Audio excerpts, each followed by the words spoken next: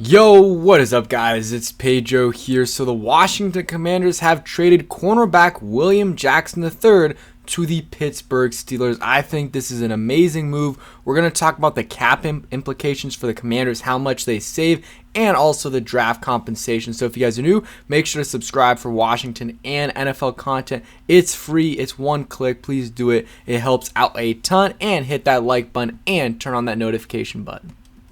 So, it was reported by Ian Rappaport, and I'll just read the tweet right here. He said, "The Steelers aren't done. They are finalizing a trade for Commanders cornerback William Jackson III. Some help for the defense. I don't know about that, but this is an amazing move for the Washington Commanders." So, the trade compensation hasn't been officially compensated, so I will put it in the title when it does, but Tom Pelissero did report about the compensation, so let's get into that. But let me just read one more tweet from Ian Rappaport regarding this trade for William Jackson III. So he says, both sides were looking for a fresh start, and now William Jackson III gets it in Pittsburgh. The two sides are going over some language, but the trade is expected to get done. Washington ends with some draft compensation after all. So that is the initial reports, and then this is what Tom Pelissero says. The Steelers and Commanders are expected to swap late round future picks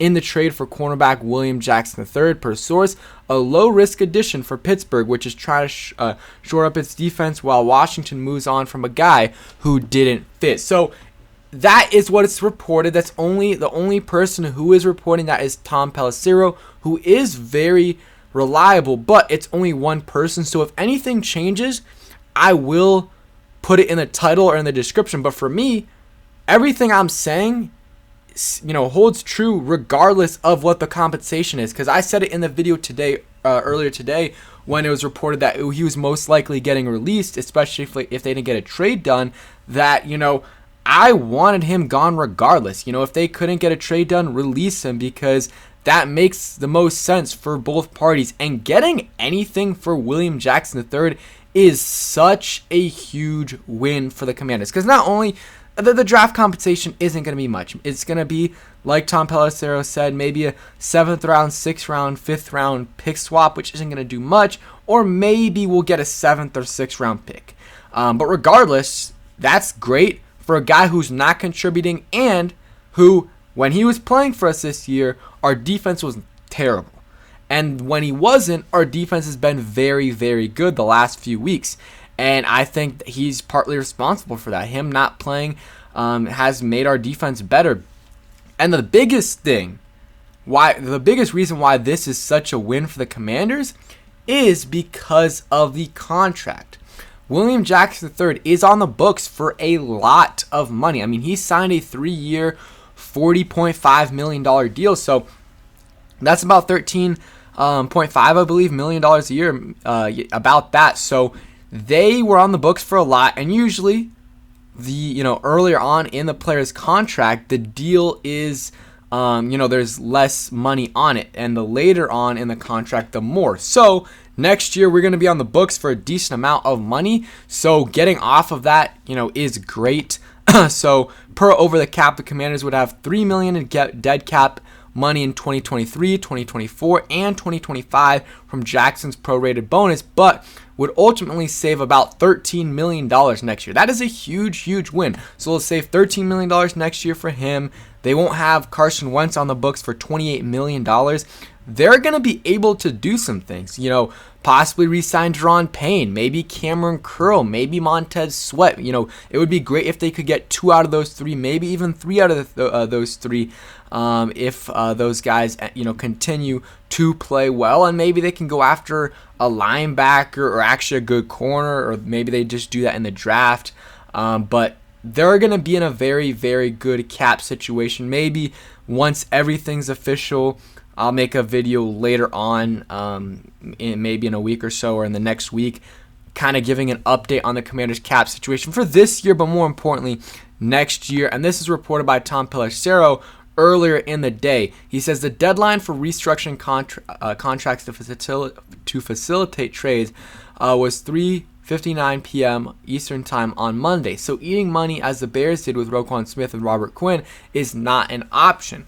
Any trades done between now and 4 p.m. will require a new team to take on the existing contract. So what that means, if Tom Pelissero is right, and there's no reason to believe he's not, is that, we're not going to have to pay any of this deal. Like when we traded for Carson Wentz, we had to pay for his whole contract. That's not, it's going to be the case where the Steelers will have to pay the whole contract of William Jackson III besides the dead money that we get for trading him. So that is why this deal is such a big win for the Commanders. It's a huge win.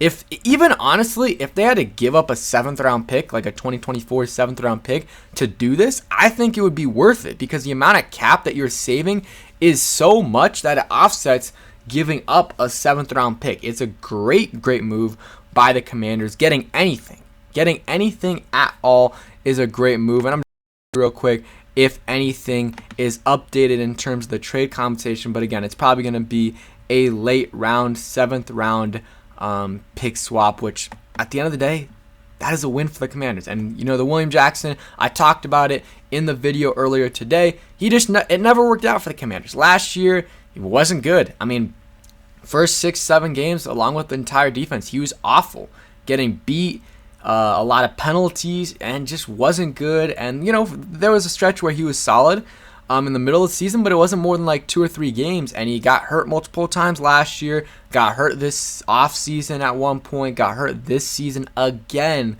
with that back injury. It's just the combination of him getting a lot of these minor injuries, the play being bad, him not fitting in the scheme. And the thing is, the scheme fit, I think, is a little overblown. Obviously, it made him worse, but he wasn't elite. He wasn't good in man either for us. He was never good, whether it was zone or man. William Jackson III was getting beat, was getting burnt. He was, grabbing defenders, getting holding penalties, pass interference. Last year, getting some 15-yard, intentional or unnecessary roughness and face masks.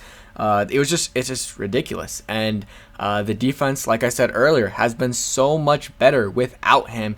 And it's not like the corners that are replacing him are great. Like Rashad Wildgoose, who's playing a slot, he's not amazing.